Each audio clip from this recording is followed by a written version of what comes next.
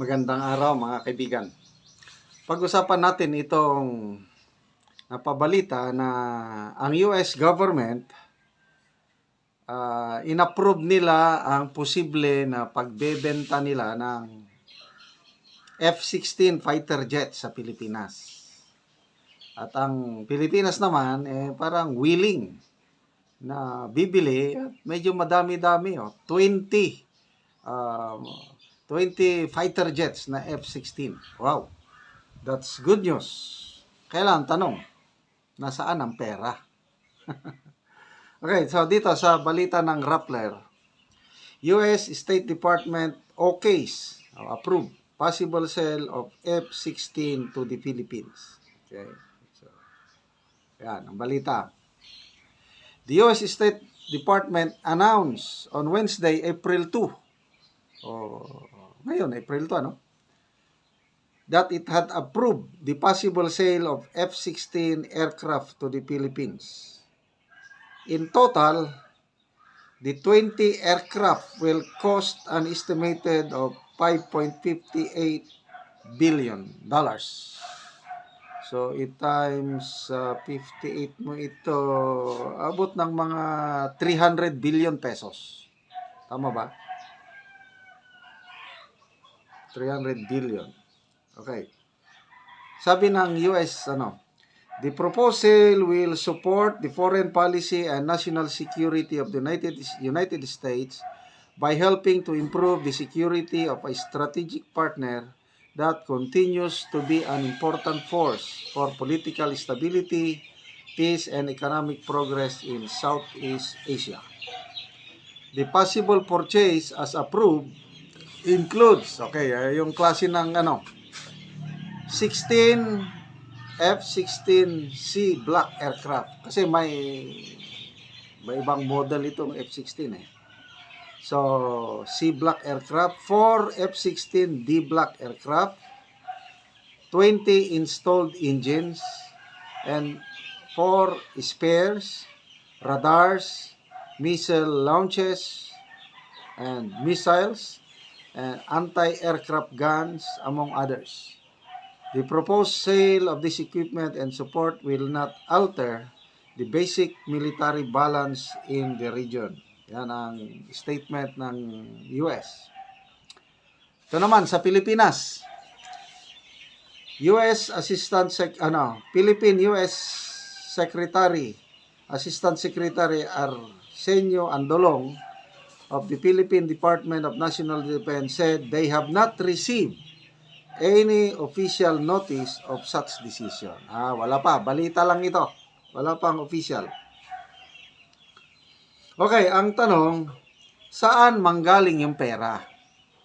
Kasi, ulitin ko, to me, maganda ito, yung matagal na nung panahon pa ng Marcos Sr., isa tayo sa kinaiinggitan na Air Force sa buong Asia kasi meron tayong top of the line, yung pinakabagong fighter jets ng US, meron tayo noon, yung F-5. That was 1970s, 1980s. So after that, luma na yung F-5, wala, hindi na natin ginamit. Then ang pumalit, yung galing sa US, sa South Korea na FA-50 South Korea na bago lang na disgrasya. So kung makakabili tayo ng bagong fighter jets, maganda. Kailangan natin talaga.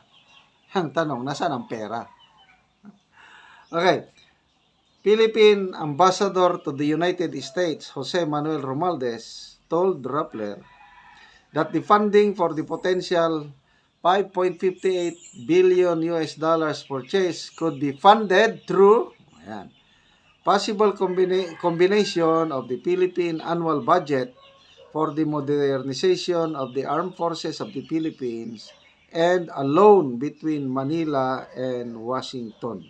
Mangungutang na naman tayo. The Philippines aims to purchase at least 40 fighter jets as part of the Horizon 3 or Phase 3 of the military's long-delayed modernization program. It's a plan that had been reworked after the Philippines pivoted its national security policy to external defense after decades of fighting insurgency. So, budget, kumusta? Panahon ni PRRD, klaro. Napag-alaman natin ito nung oral arguments sa PhilHealth ng Supreme Court. Doon ko lang nalaman na panahon ni Duterte, talagang every year mayroong I think 2020 is 25 billion, 2021 is 27 billion, 2022 29 billion. Every year mayroon. Panahon din ng Aquino administration, every year mayroon. Kaya unti-unti nakapagbili tayo, nakapag-modernize tayo ng armed forces, panahon ng Pinoy Aquino administration at Duterte administration. Kumusta ngayon PBBM administration na ipinagmamalaki pa ng Pangulo? December this year, nagbanggit siya ng napakagandang salita.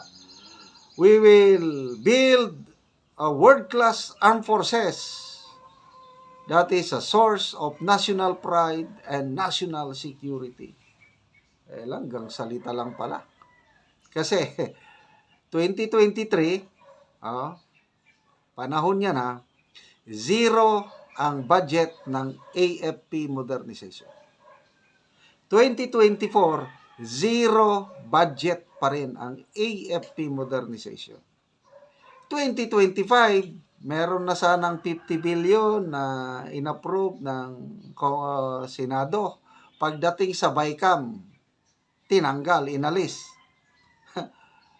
Naging zero na naman. Although, I think inilagay nila sa unprogrammed funds o doon sa walang pundo. So, ibig sabihin, zero pa rin. Kaya ang tanong napakaganda sana itong bibili tayo ng fighter jets bago, saan ang pera? Kailan tayo magkakaroon ng pera? Yan ang tanong. So ano ito? Suntok sa buwan, panaginip. Sana naman, totohanin ninyo yung world-class armed forces. Kailangan natin yan. Kailangan pundohan ninyo. Huwag nyo nang bawasan. Huwag nang ilagay kung saan-saan yung pundo. Maawa ka naman kayo sa binubuli na nga tayo ng China dahil wala tayong equipment. Tapos gawin yung zero budget. O sino bang pro-China? O di ba? Yung mga nagtatanggal ng budget sa AFP. Kaya mga kaibigan, salamat sa inyong pagsubaybay sa ating channel. Nakakatulong kayo ng malaki dahil sa Talandig Tribe. Dahil ang sweldo natin is napupunta pagtulong sa Talandig. Namimigay tayo ng yero at pako para ma-repair ang sira-sirang bahay ng tribong Talandig sa Bukidnon. Panoorin nyo ang video na ito. Mauna ni ang yero nga istak sa among balay nga ihatag na mo. Duha ni ka pamilya tag na pulo. So mauna ni sila ang nagkuha sa among balay og yero. Diyan na sa wala ini nga diyan. Karon mao na po ni ang ikaduha. Kay duha man karon ka tao ang magkuha og yero.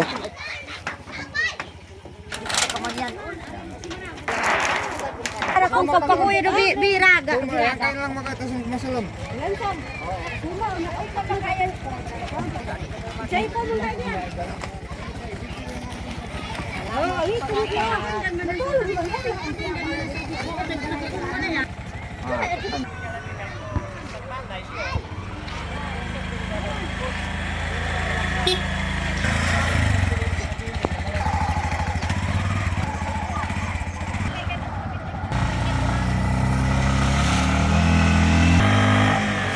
Karon mao na ni ang mahatag nga yero.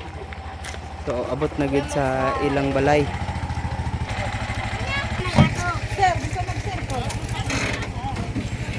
Mauna ni gisandig na ang yero ni ante.